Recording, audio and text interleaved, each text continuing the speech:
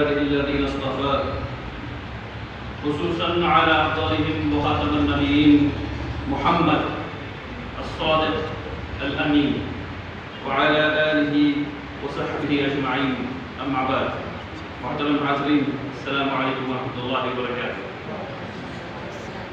سب سے پہلے شکر ہے اس ذات کا جس نے مجھے توفیق دی کہ میں یہاں آپ سب کے سامنے حاضر ہو سکوں اور اپنی بات کہہ سکوں.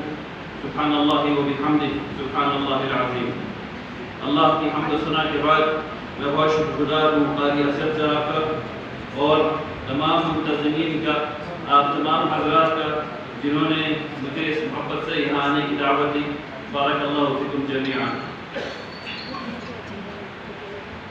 اپنی بات یہاں سے شروع کرنا چاہیے مجھے کہ میں بہت معافی چاہتا ہوں ان طلبہ سے جنہوں نے تیاری کی تھی آج یہاں اپنے مقالات پیش کرنے کے لیے اور اپنی نظم پیش کرنے کے لیے، اور ان کو موقع نہیں مل سکا.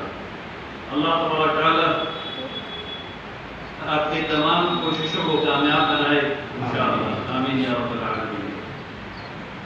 اصل میں آج کئی چیزیں آ گئی ایک ساتھ، تو وقت پر تھوڑا ضبط ہے، یعنی پریشر ہے. اس لیے مجھے اپنی بات جلد ہی ختم کرنا ہے، اور بات اگر لمبی کی جائے تو دل میں بھی نہیں اترتی اور اوپر سے نکل جاتی ہے. اور اکثر آپ حضرات یہاں طلبہ ہیں، اس لیے طلبہ سے بات کرنا زیادہ مناسب معلوم ہوتا ہے. فیض صاحب نے آپ لوگوں کو بتایا کہ تعلیم پڑھتے کیسے ہیں، کیا کرنا چاہیے کامیابی حاصل کرنے کے لیے، اور جو بات انہوں نے بتائی ہے اس کو اگر آپ اپنے دل میں رکھیں گے تو کامیاب ہوں گے انشاءاللہ. بخاری شریف کی پہلی حدیث ہے انما الاعمال بالنیات. آپ نے اس کو متعدد مجالس میں سنا ہے. اب مجھے آپ یہ بتائیے کہ جب آپ درس میں بیٹھتے ہیں تو یہ حدیث یاد رہتی ہے؟ کیا آپ درس کا سبق کھولتے ہیں تو کیا آپ نیت کرتے ہیں کہ یا اللہ میں آپ کی رضا حاصل کرنے کے لیے سبق نمبر 14 پڑھنے جا رہا ہوں؟ ایسا نہیں کہتے نا. تو میری گزارش ہے کہ ایسا کہنا شروع کر دیں انشاءاللہ. جب کسی چیز کو پڑھیے گا اللہ کی رضا حاصل کرنے کے لیے تو اس میں دل بھی زیادہ لگے گا، وہ عبادت بھی ہو جائے گی، وہ احسان کے درجے تک پہنچے گی.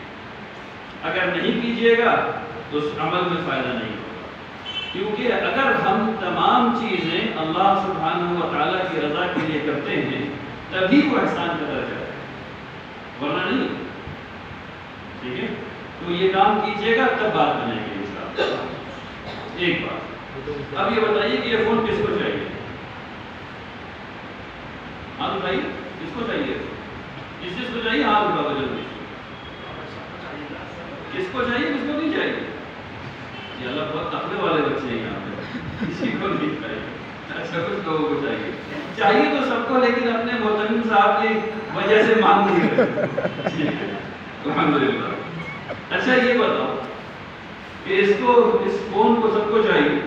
مجھے یہ پتا ہے سب کا دل کر رہا ہے یہ فون چاہیے، بڑا اچھا دکھتا ہے. چاہیے نا؟ ٹھیک. اب ایسا کرتے ہیں کہ اس فون میں یہ فون یہاں سے یہاں تک جو ہے وہ 100 سینٹی میٹر ہے. مان لو 100 سینٹی میٹر، یہ مان لو یہ 100 ملی میٹر. اب اس میں سے ایسا کرتے ہیں کہ 35 ملی میٹر یہاں سے کاٹ دیتے ہیں.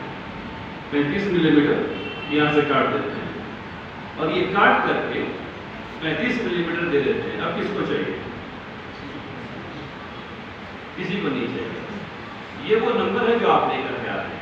35% 35% پاس نمبر ہے، پاس مارکس ہے نا. اور آپ میں سے اکثر بچے جو ہیں وہ 35% نمبر لا رہے ہیں، اور ہمارے اساتذہ بھی 35% نمبر دے رہے ہیں. تو کچھ بات اساتذہ کے لیے بھی ہے بھائی، آپ لوگ بھی ذرا اور سنیے انشاءاللہ.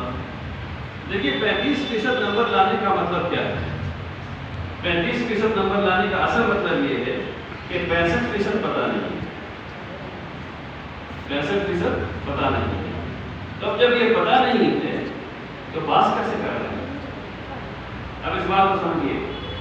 جب آپ دوسرے درجے سے تیسرے درجے میں گئے ہیں، اور خاص کر کے اساتذہ اگر میری بات سمجھ سکیں تو بڑی مہربانی ہوگی.